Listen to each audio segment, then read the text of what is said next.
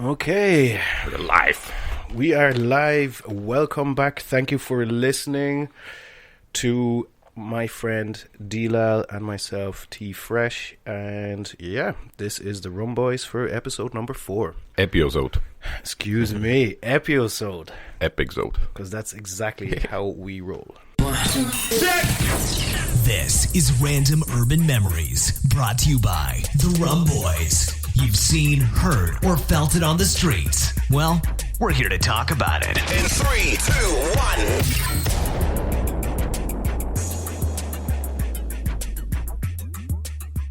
1. Now, David, tell me, how has your last 2-3 weeks been? So, finished with my exams finally. Yep. So we did the last. It was last Saturday actually. When I finished with did the exam. That was the only exam actually that we had. Okay.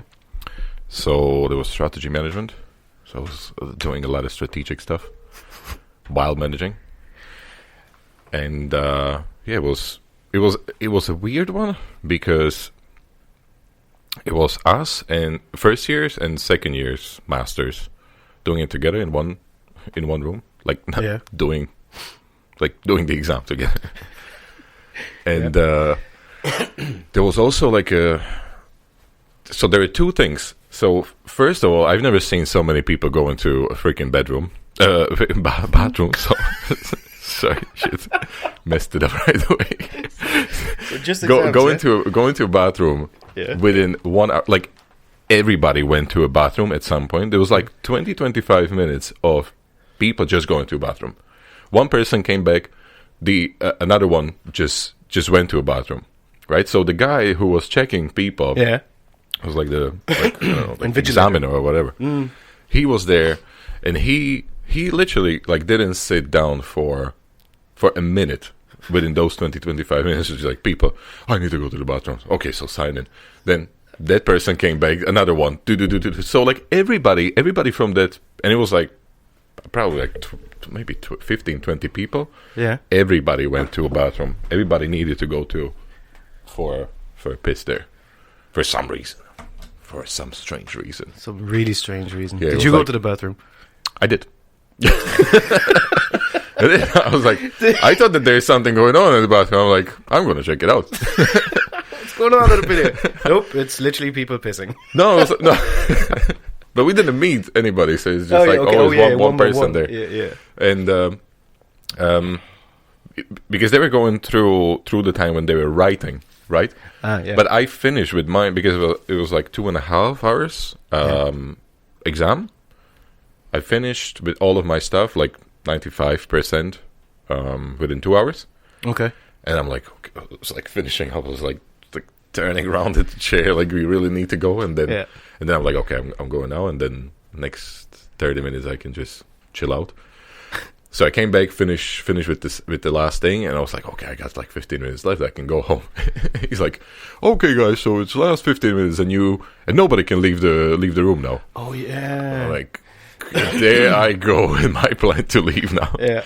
And then last 15 minutes, I was just sitting there, looking into a corner of the room, like a freaking zombie. I was like, the all of the stress was gone. So you suddenly start to get really, really tired. So you're just sitting there, like you come down from it. Kind of thing, yeah. So I finished with that, and during the exam, there was another thing. It was the first time that we had this examiner in the room. Yeah.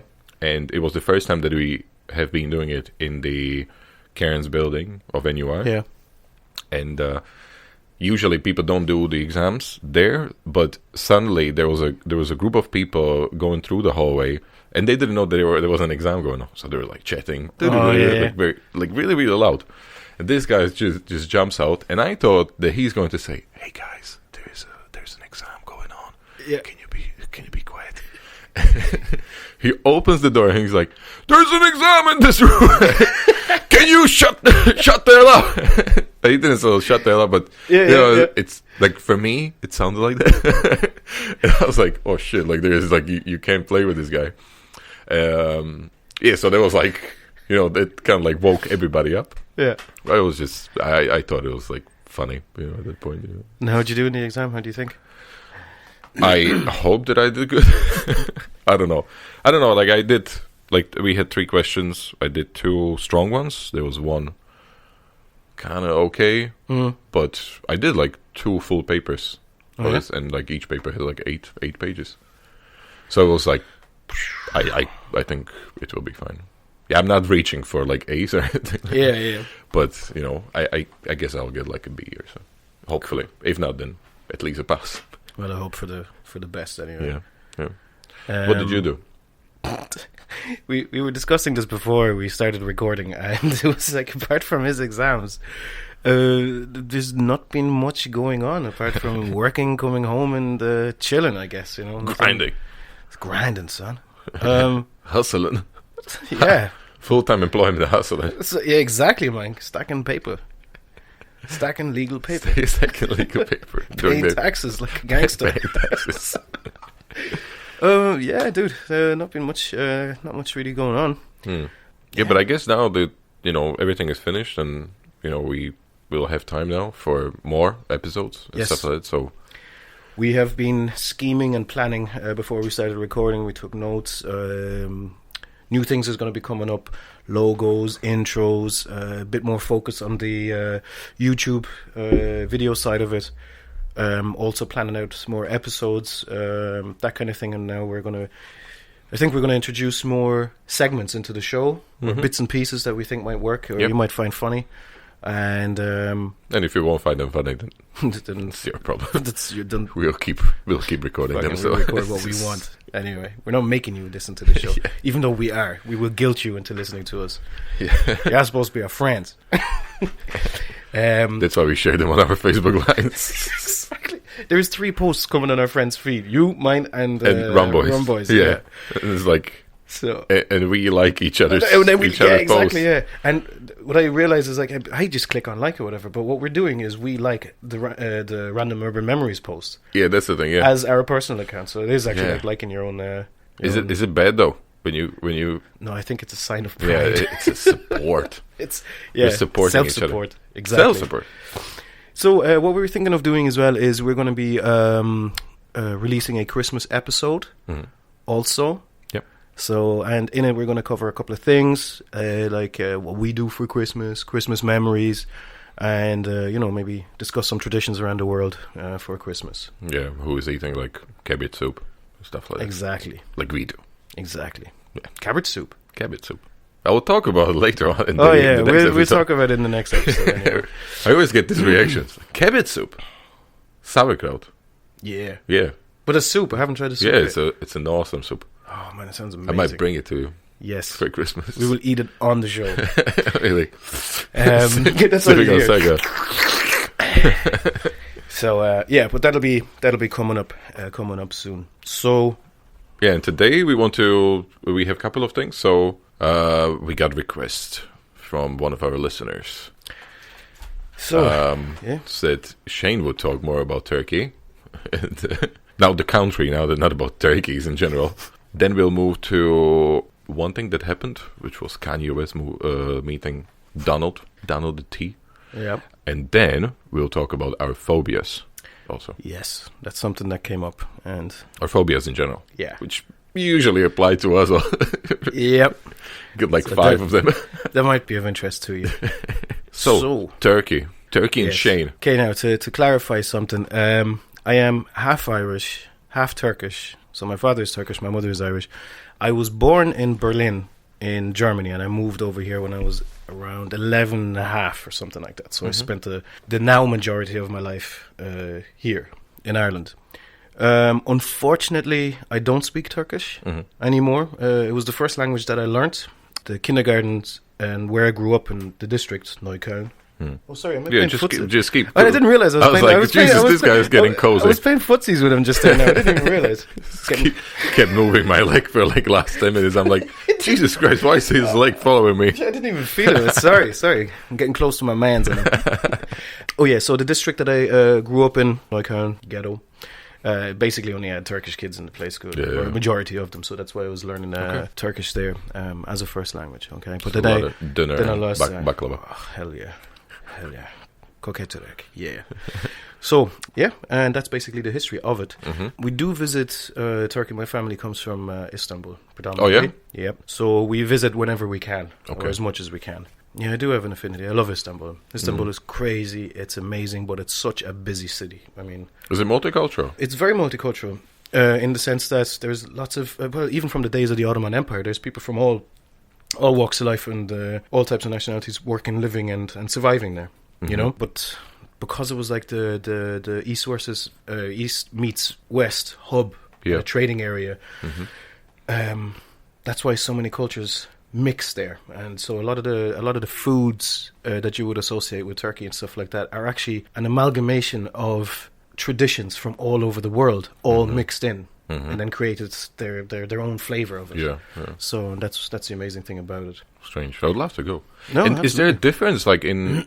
so Istanbul has its Asian part and European part. Yes. Can you see the difference there? Like, let's say when you are in Berlin, you can see the difference between Eastern and Western Berlin. Yeah.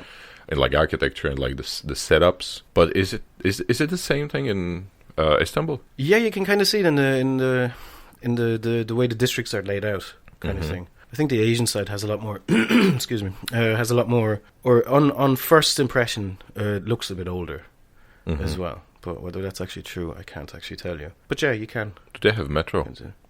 They do have a metro. They do, and they have one of the I think it's the second oldest metro apart from the London Underground. Yeah. Yep. It's up one of the hills, and it's a single carriage train. And you get on it, and it brings you all the way up an incredibly steep hill. Yeah, it just brings you all the way up. But underground? Underground, yeah. Wow. And that's, I think, the second oldest metro in the world. Yeah. I never thought, like... And it goes through, like, under the sea also. Oh, sorry, that's the new metro. Yeah, sorry, excuse me, that's actually right. I was talking about the old metro. Oh, excuse me, the classic metro, you know what I mean? Because I'm hipster. I only ride on that trip. Yeah. Yes, they're building, and I think completed most of or it's done by now, a metro underneath the Bosphorus River, yeah. That's crazy. But it got held up because they kept digging up old Roman settlements. Yeah, so that's why the history of it is amazing. And if you're ever in Istanbul, make sure you visit the Topkapi Palace. That is mind-blowing. Like, what really, is Topkapi? It is the palace of the Sultan. Okay. During the Ottoman Empire. Yeah. What you see there and the way it's constructed, amazing. Absolutely amazing. When you walk through everything and you just soak up all the history. They have even the tunics that the sultans wore from 600 years ago. Oh, man, it's amazing. My favorite part was the armory. You walk through, and it is the weapons that were used in the Crusades or any battles that they fought. And they have so much picked up weapons, like long swords from the Brits, or a Japanese samurai armor. I think that was a gift to the Sultan. That's, I think, 400, 500 years old. Jesus. Absolutely amazing. Also, the gifts that were given by various people, and one of the world's largest diamonds is in the Topkapi Palace. How big is it? Oh, man, it's like that big. It's like that big. It's like MC huge. Yeah. It's huge. So, yeah, that was pretty amazing. It's crazy. Actually. Yeah. And Hagia Sophia is also in Istanbul. Yes. And you don't like it? Well, I mean, it's that's actually one of the... I'm a bit of an expert on Istanbul because I played Assassin's Creed. And I know all of these like landmarks. Was that based in Istanbul? Yeah, one of them was in Istanbul. No way. One of them, yeah. Revelations. One of them was definitely. I still have the DVD. Like, I still have the blue, like the disc. Yeah. Oh, okay. I think it was like Revelations or what. Like, I didn't know that. Second or third was... No, Revelations was definitely in Istanbul. Okay, cool. Yeah, that's why I know, like, Hagia Sophia. Like, nobody knows freaking Hagia Sophia. Yeah. But it's amazing, yeah. Absolutely. Do visit. And food? What are your top foods? Iskender kebab. What is it? I know. It's Iskender kebab. You say... No, it's Ich weiß nicht, what is it? No, what's this, man? It's sliced, thinly sliced meat over bread with yogurt and sauce. Okay. Whatever. And the idea of putting a kebab, which is an open dish, into bread is something that was plain and simply invented in Berlin. I say Berlin because we invented it, and that's the end of it. I'm not taking any arguments for that. But it was invented. It was. Yeah. It's a concept that's really foreign to Turks, because it's kind of like it's like taking an Irish stew and then asking someone to put it in bread, and they look at you. What the fuck do you want? Why? What? No, this is a dish. It's not a sandwich. Mm-hmm. You know.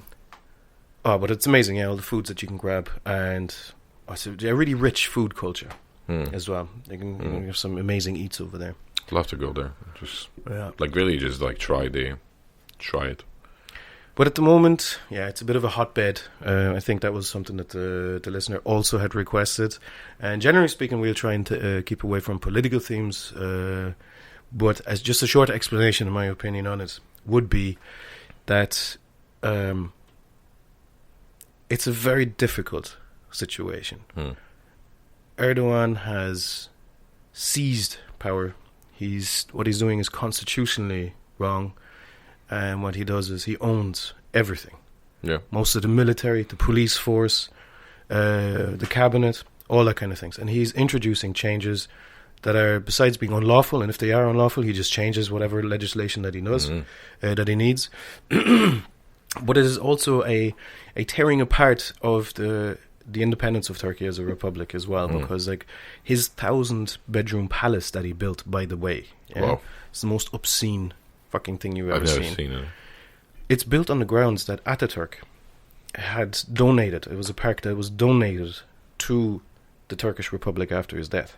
Jesus. So as part of a symbolism, a lot of people don't get this, a lot of people don't see it, but this is the kind of thing he does. He built it on that ground. His own personal, I don't know what, it's bigger than most hotels, eh? Yeah. This palace, to himself, was put on the grounds of that was given to the Turkish people as a gift. You know, so this is the kind of thing that's going on.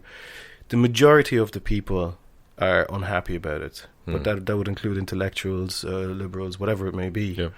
It's just that the masses could support Erdogan, and that comes outside of Istanbul as well. You have to remember the rest of the country is not just Istanbul or Ankara. Yeah. There is other masses out there, you know. It's like in Russia. Yeah, exactly. So he will force votes, whatever. I mean, there's videos on the internet of people at the polling station, and there's people in cars counting votes and taking out voting cards and stuff like that. You know what I mean? Whatever it takes to stay in power. And we're going into a slow dictatorship. Yeah, so he's now trying but it seems that like he's also like threatening European Union a bit.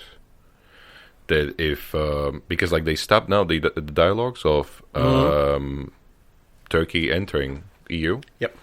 And he's threatening that, okay, well, if you guys are not going to take us, then, we'll just let all of the refugees that we have to spread through Europe. So it's kind of like a real, like, strange game that he's playing at the moment. And it's, like, the coup was, like, the strangest. I think, like, it was There's a lot of unanswered questions in that coup. Yeah. There's a lot of unanswered questions.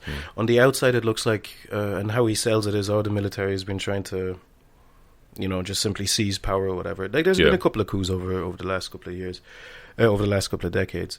And the idea was the military is the last bastion of support to keep the republic a secular republic.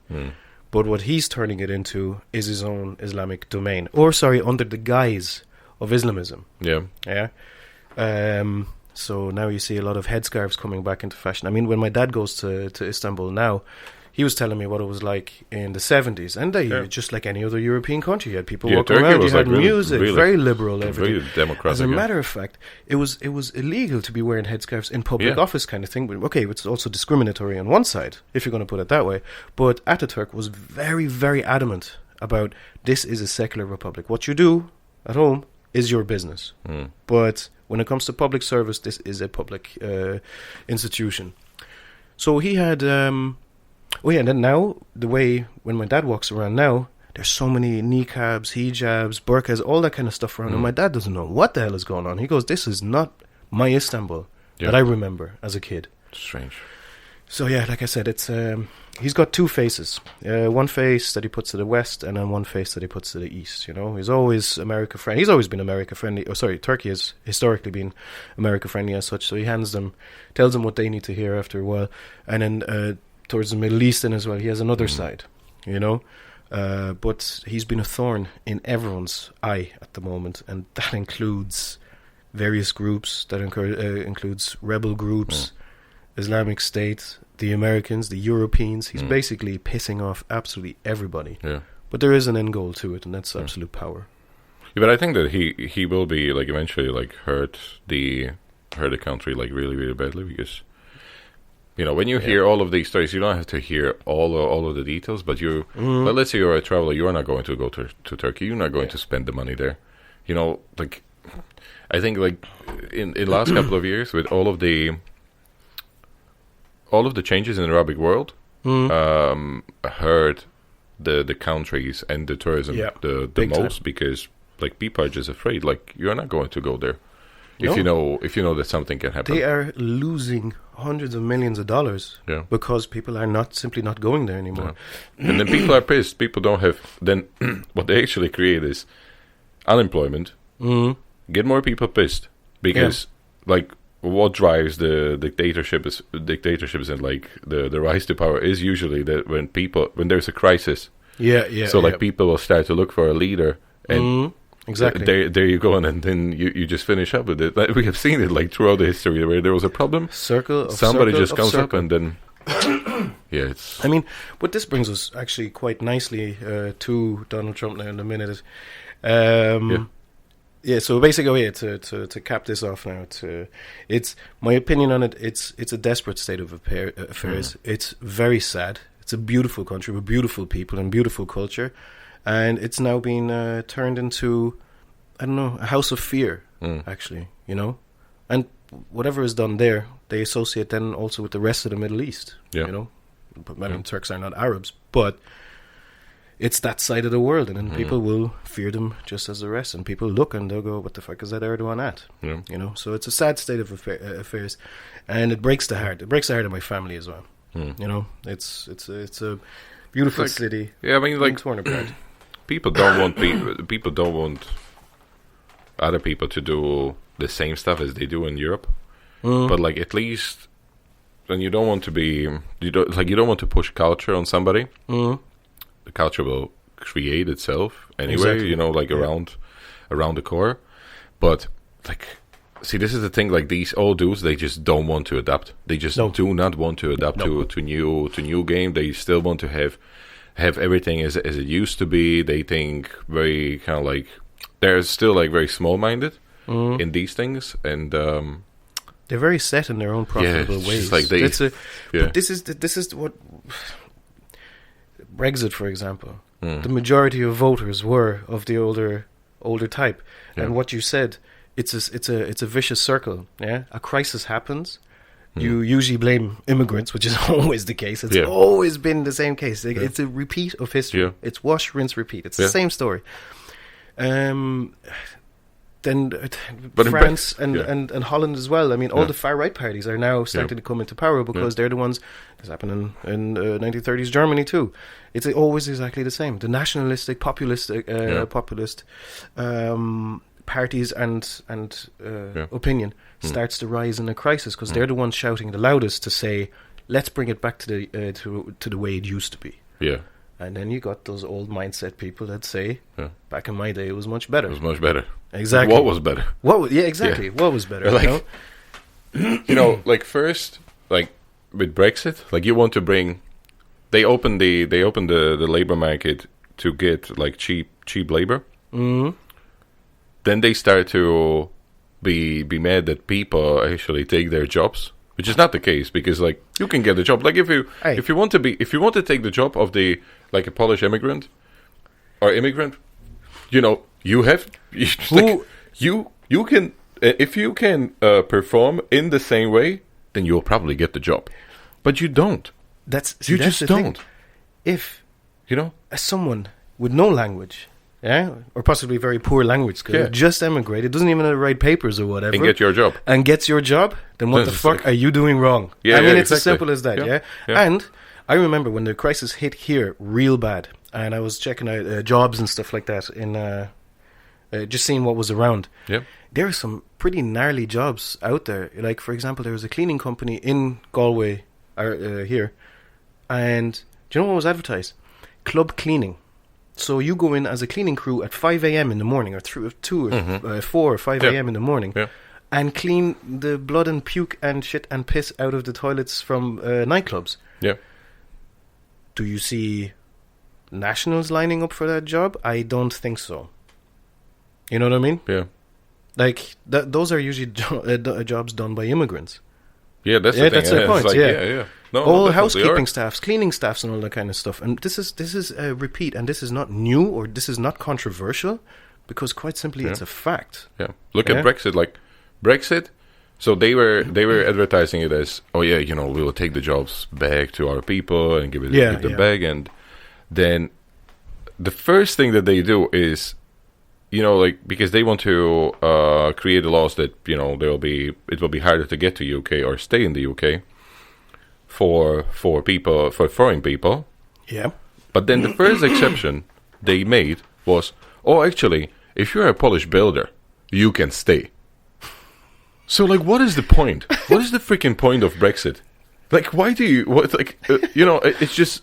Like, don't sell it as A and then create B out of the whole Either thing. close the country and that's it. End of story. Only let British people live there. Yeah. Only in 2003 it was great. In 2003 it was great when people are coming in, boosting the economy and all of that. And then crisis hits them. They can solve it because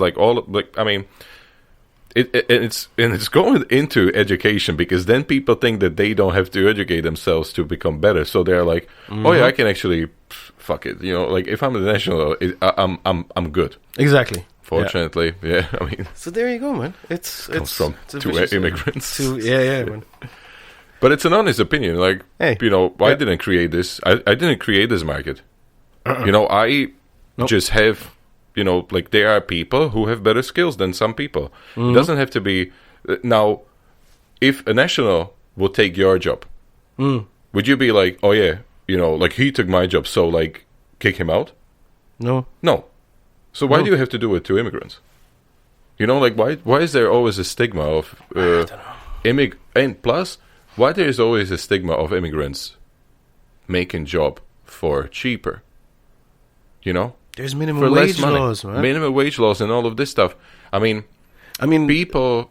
and we were talking about this actually this week. I think that it will take a good, maybe 1 or 2 generations until the stigma will be gone. Because all of the kids of immigrants will get better education. Yes. They will all speak English, proper English. Because now you just have people who never actually needed to learn English. Yeah. That came in. Everybody was studying Russian, or German. But all of these guys are here to feed their families, and it's like, exactly. Yeah. They everybody is trying to survive, and how are you going to, it's just I haven't seen it that much in Ireland, to be honest, but I think in other countries. It is visible, and especially in the UK, you can see the videos that are out there. The second the Brexit was voted in, I mean, there's people running around shouting at colored people or shouting at Indians or Pakistanis, whatever it is, and they are basically shouting what's the equivalent of Nazi slogans, kind of thing. You know what I mean? Exactly. Get the fuck out of this country now that we voted Brexit. You're out. Yeah. And this is another thing. This is the problem when you let or allow stupid people to vote. Yeah. Okay, this is the problem. Is the thing, See, this is the one aspect of democracy that's quite that everybody can as vote. Well, exactly. Yeah. Do you need a certain level of IQ? We just had a very dictatorship statement. Yes. But the thing is, democracy is 2 wolves and a sheep voting on what's for dinner. Yeah. Okay. So what you had is a large majority of a large portion of people who didn't want the Brexit. And the thing is, we're talking about millions of people in the UK. But the problem is, you get these fools running around shouting stuff at foreign-looking people. But they're third-generation British Pakistanis. Quite successful business owners. Yep, or sons of business owners. They're British. Who cares what they look like or what they sound like? Yeah.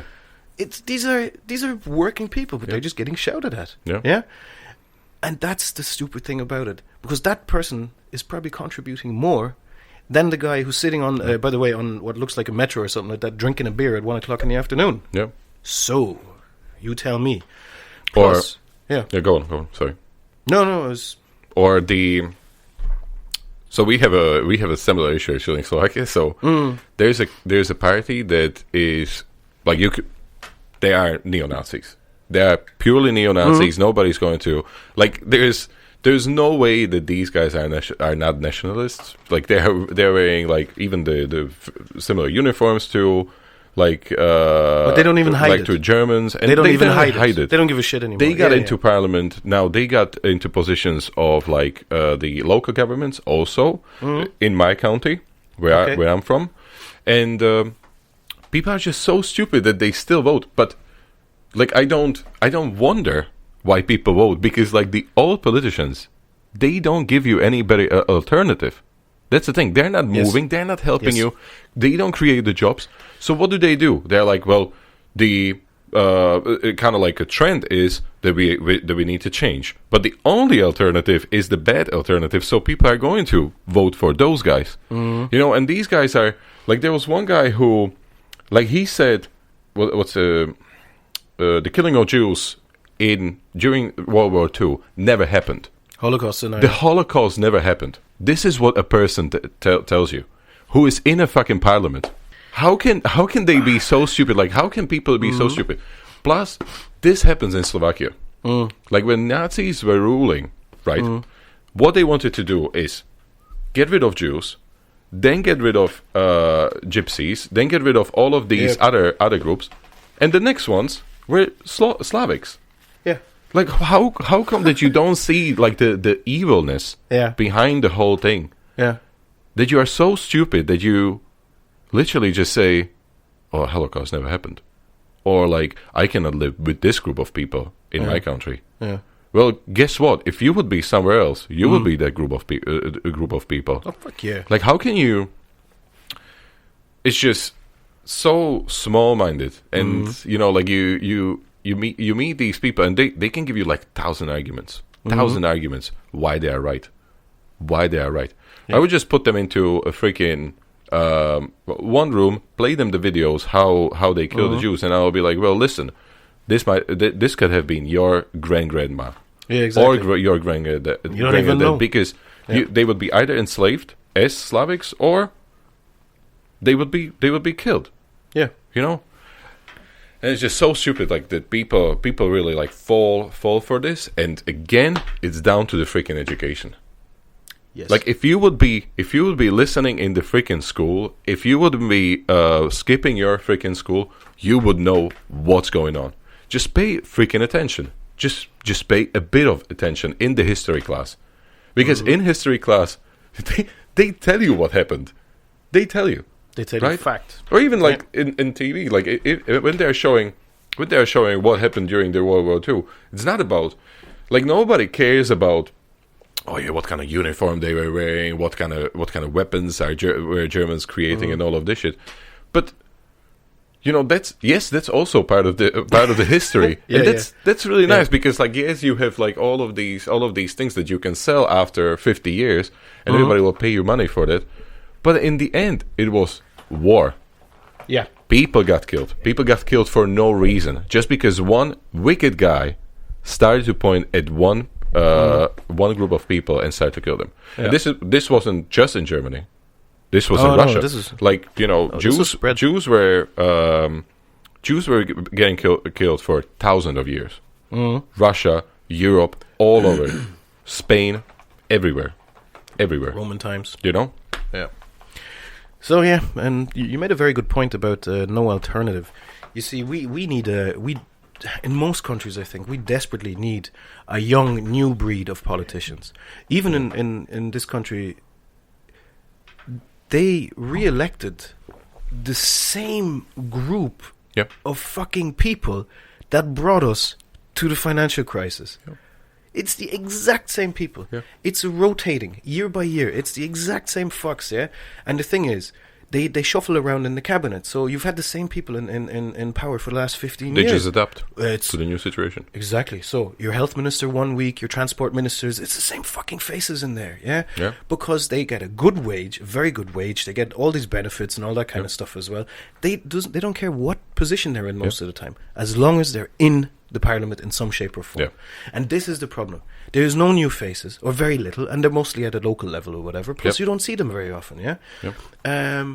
And then you read some of the leaflets that come through at campaign time, and then some of the shit that they're saying is exactly the same. I know politics it's not as simple as, you know what I mean, I want my road outside fixed. Of course there's budget considerations for the road. That someone else has to agree to do the road. Who's going to be the best bidder for that type of thing? So even though you might think, okay, just put a bit of tarmac on my 5 meters of road, there's a lot of considerations, and it's a game of balances. You know what I mean? So you give, I take, and then you do this for me, and all that kind of stuff. Okay, that's all understandable. But like you said, these old school politicians are afraid of changing the status quo. They're afraid of rattling the older voters. Yeah? So the same fucking people that brought us to this financial crisis put all of us in trouble. Yeah? We can't go buy houses now. Yeah? It wasn't us. It wasn't our generation. We didn't do this. We didn't play on the fucking stock market. We're not the bankers that, gave out these insane loans. But we're the generation that has to deal with it, So, they say like, oh, well, you guys have a good... We do have a good, don't get me wrong, I'm not complaining. But for us to further ourselves, now we have roadblocks. So there's a certain generation of voters, or a certain mindset of voters that, are really afraid of changing. And that's why there's simply no young, fresh, eager politicians. Well, then again, even if there was, they'd be probably eroded and broken down to little mice and become like the older ones. You know what I mean? Yeah, that's maybe the thing. Not. But if you had lots of them from different parties with differing views, then you have fresh opinions. Then you create then it's like, now these guys have new ideas for old parties. Let's see let them go at it and see what they can bring. This was also the problem in Slovakia, because like they literally didn't want to replace the old guys in parties. So like suddenly you could have seen it in like last 3 elections. And I bet you then they went with the ones that shouted the loudest. The old guys didn't want to change a thing. They said, we'll reduce taxes a little bit. And then the far-right party turn around and says, fuck it, no taxes for nationals that stay. Or something. I'm just using an example now. But they shouted the loudest, you're desperate. You don't want the old guys anymore. And this guy's coming in. He looks slick. He looks fresh. He represents my interests. Because I don't... I mightn't like foreigners. they might be like, he's racist. I'm racist. So, exactly. And he promised... I'm going to vote for him. Yeah, exactly. And then he promised this, and this. And he's shouting the loudest, and these other guys don't. Of course, you're going to vote for them. Oh, it's crazy. So it's sorry, we got a little bit heavy there. It's insane. But this is the world we live in at the moment. But it's not new. This is not a new phenomena. This is and it was going on. It's a cycle. No, I mean, like in terms of adaptation, like we were talking about this also with the family and. With the family, and La Familia. The strange thing is that after communism failed, right? All of the guys that were at the top of government, they also stayed there. Now, how come that you believe into capitalism and communism previously? Like 3 days ago, it was a communistic country, and now suddenly you are a capitalist. You are probably a businessman and a politician. So, like, how come that you can just adapt to all of this stuff? So, I mean, during communism, you apparently had nothing, and now all of a sudden you're an oligarch. So you did have something during communism. You know what I mean? It's a two-faced politics. Man. Maybe we should start a party. Maybe we should start a party, man. Fuck it. But it's nice to see in Scandinavia parties like the Pirate Party actually coming up. That's a positive way of voting. The Scandinavia, is it Norway? Norway? Where? Where the Pirate Party is. Google that shit. Sorry, I'm going to actually go and check this before I start giving out wrong facts. I think it was Sweden. Oh, could be, yeah. Oh, Iceland. Iceland. Yeah. So bit there you off, go. but a little bit. It's an area. Still. Yeah, that's a positive, absolute change of vote. They got sick of everything. Yeah. Plus, they put the bankers in jail. Yeah. That was amazing. Yeah, as soon as the financial crisis happened, there was there was only 3 national banks at the time, and they closed 2 of them. The bank said, "Okay, look, I know we fucked up, but can we have some money to bail us out, keep us liquid?" Yeah. Iceland said, "Not our problem." Closed doors. Yeah. Boom. That's and they it. were in big shit. Oh man. Actually, like Iceland was like one of the.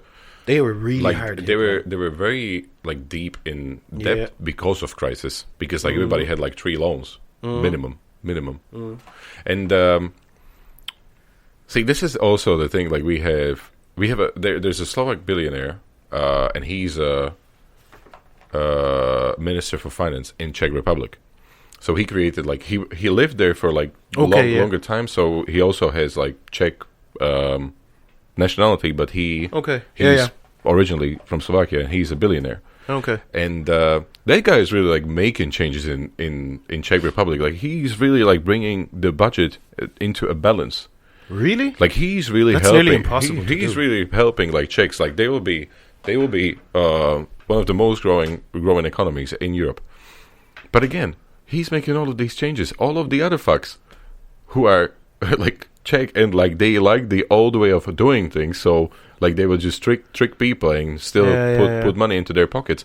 They just don't like. They question each of his steps Because it doesn't benefit them directly. Yeah, it's like so he's like, I want to implement the registration tills that will be connected to internet, so we can have a real time overview of what is being spent. That's like and like who is really like registering like money. a business. Yeah. And it's not hard to like run a country as a business if you have like Czech has like 10 million people. Super easy. You know, like no, but sounds so. But if it would be difficult if you would have like 400 million. Invest, that's something else. Invest the time and technology. Yeah. To do so, and people and are the like, know-how. Yeah. The shit will run itself. And people are like, people are against this. It's just like, oh, why should I have registration tills and like it's connected to internet? Because you want to make tax fraud, right? So you are basically saying that you are committing already tax fraud. Like parents were in Czech Republic and they were in a pharmacy, and the pharmacist asked them, "Do you want the receipt?" Why would I not want the receipt?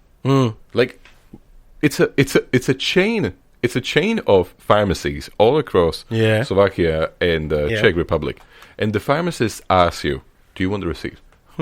What am I going to say? No, so you can keep the money. Of course. No, give me the receipt and give me another one, just to be sure.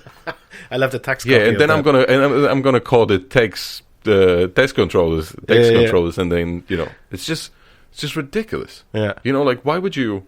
Like I understand why people commit tax fraud, but again, it will just come back to government not having money, and because politicians will, I think that they will always take money into their pockets anyway. And I think that should be. I think people still understand it, but they should also make sure that people will benefit out of the money that is in the budget. Yeah, because like in Slovakia we are at the stage where they are just taking the money, but nobody's getting anything. Nobody's getting anything. Persons are benefiting. And it's run like Slovakia is like 5 million, so you can really run it as a business. But this is a fucked up business, Slovakia. It's a really, really small country, and then like these guys are making millions, and they're committing fraud. Like our minister, the minister for interrelations, like who is responsible for cops? Department of Protection or something like Protection, that. Yeah. So this guy was accused of corruption. There was a proof. There was a real proof on a paper that he got the money from one guy. Yeah. And in the end, what happened was that he was basically checking himself whether it was true or not, because he's the boss of the president of police. Yeah. So he has still full access to all of these documents, and he can say nope, yep or not.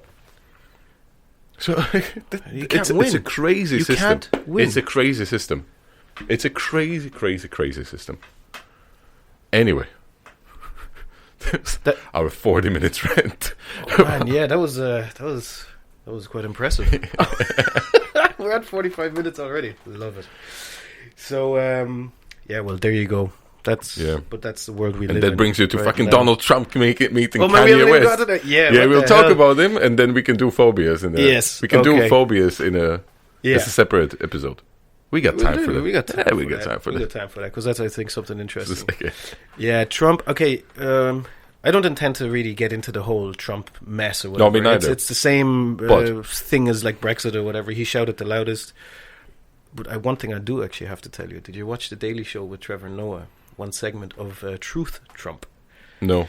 You know his campaign promises of locking Hillary up and draining the swamp or whatever? Guys, watch it. It is hilarious. Just because Donald Trump is saying to the same room on his thank you tour, which is obviously not televised as heavily, and he basically told him that was a lie.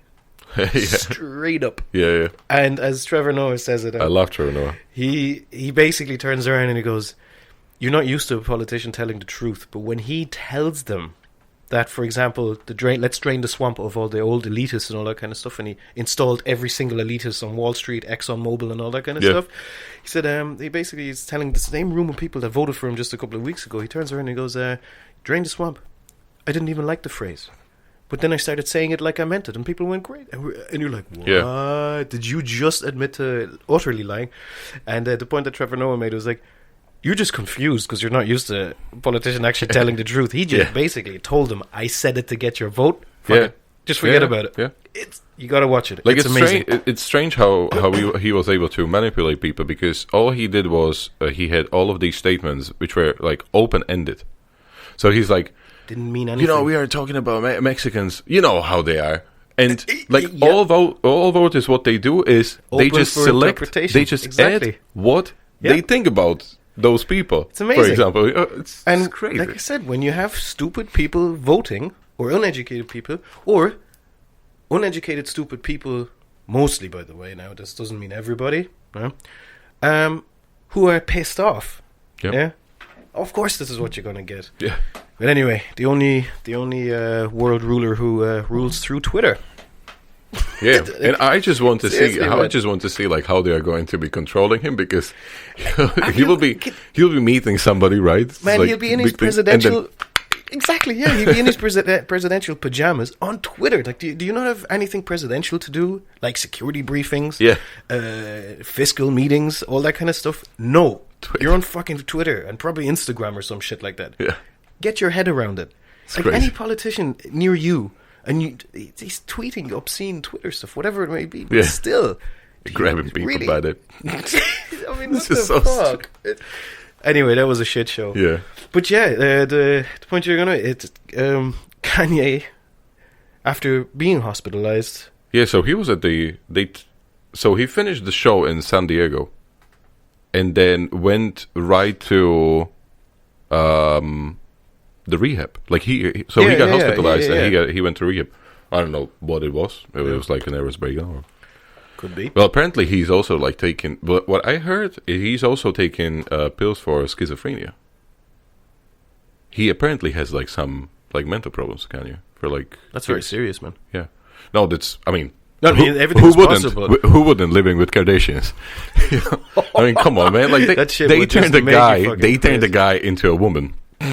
Tell me, Anyway, and the first thing when you see Kanye West coming from a rehab is in the Trump Tower. That is weird. Isn't 15 minutes meeting of all people, and they're like, "What did you think? What did you talk about?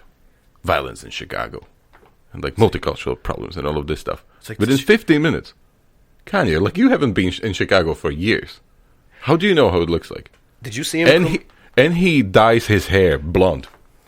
So they can just discuss like who looks better with the blonde hair. Fucking stupid blonde hair, man.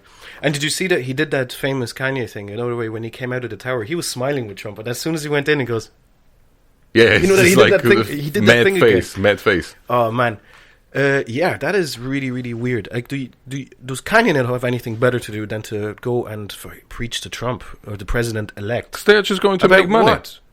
Yeah, Like, exactly. they don't care about people. They're need just these going to, ratings like, back how up. are we going to make money? How are we going to be, again, at the front of newspapers? How are we going to sell more records and all of this shit? I have a feeling they're going to play off each other more and more. Yeah. Donald to be in the cool world or whatever, and Because Kanye they both live on Twitter. Yeah, that's Kanye true, is actually. crazy on Twitter. That's true, actually. It's like, that's ridiculous what he's doing. And there was a picture. There was a guy with Kanye who was in the background. He's wearing like a like black jacket, and he looks like there's a picture of him kind of like looking at them both from the background, and it looks like a scene that a guy just came back from future to save Kanye, but he didn't make it. It's just ridiculous. Like, What? you have to, like, I will show it to you on Google, but it's so strange that he's kind of like, and then it's gone, like, because like the pictures were already taken from paparazzi or whatever. But it's but then, you know, you got people like J. Cole who he has a new album out, and one of the songs is False Prophets, and half or third of the song is about talking about his idol, and like in between the lines, like you can hear that it's about Kanye. Yeah, That he's really like selling all of this all of this shitty music to us now, which is not hot anymore. You know, like, but people still perceive it as hot because it's just Kanye West. yeah. You know, and people are kind of like, oh yeah, but it's, you know, it's really hot. Like, it's a really good song and all of this shit. Like, all of his, like, even if you look at his sneakers now, the Yeezys, they look all the same. I think They are all the same. They just changed the freaking colors. anything he brought out in fashion don't- to me looks fucking horrible. Yeah. Like, what is he wearing? I don't even find them like good looking. Nothing. You know, they are Like, horrible, man. I got I got fake Yeezys, but they're just because they were like $12 on AliExpress. Yeah. But those were kind of like pretty okay. Yeah. But now the new ones, it just Shitty. looks like you are going to walk on the moon in them. Like, I don't I don't really get, like, maybe they're like comfortable. I don't know. I never wore them, but you're just Horrible. looking at it, it's like this color, like white and black. You know, it's just strange. Gone off the Anyway, rails. but listen to J. Cole. It's a really, really good, Right, I really, really good album. Oh yeah, this brings me on to another point, actually. In the previous episode, we had discussed conspiracy theories, right? And after thinking about it, that is something that is actually quite an interesting subject, okay? But because we were, you know, chatting back and forth or whatever, we didn't stay on it very long. Yep. But there is a lot to discuss, and this affects a lot of people in the sense that how people perceive news. All right. So what I would like to do is I would like to have a conspiracy episode. Yeah. All right. Where we discuss all aspects of conspiracy theories, but not just conspiracy theories themselves, but actually people and how people react to these. Yeah. All right. And also then hopefully we'll be bringing in our first special guest for that. Secret guest. We're bringing a secret guest, an expert. JM. JM, who could that be? Shout out. MJ. We'll bring He's Michael back Jackson. today. He's not there. Guys, Same as Elvis good. being Tupac. We are going to talk about conspiracy theories. We are going to bring Michael Jackson. That's it. Now Fuck it. deal with it. Yeah, so that's why, because there's just so much in it, and so much interesting stuff around it that we'd like to discuss a little bit more, and in a bit more detail as well. Yeah. You know, And we need more people to do this. exactly. It can't be just we need us. we need to bring in some crew. All right. Right. So Okay, so That's that's just about- the end of episode 4. it was mostly a political rant, but you were very welcome to it. Yeah. If you disagree, go fuck yourself. Nah, I'm only joking. Well, we are not going to make it to iTunes this way. You're nuts. So fuck you. This is yeah, you just lost like 10 viewers just there. Oops. Yeah. No, but we love you guys. We love you. So yeah. Cool. Again, you have any ideas or any specific conspiracy theories or anything that we discussed? Just Email us, hit us on Facebook, Instagram, Twitter. Twitter. We need to put it on, We on actually do Facebook need because to put it on I don't Facebook. remember anything like All this. the logins. I don't remember any of them. So yeah, hit us up. We love y'all, and thank you very much for listening to the Rum Boys. Thank you. See ya. Bye-bye. Take it easy. You managed to listen to the Rum Boys talk on Random Urban Memories. Just like and subscribe where you can on all platforms.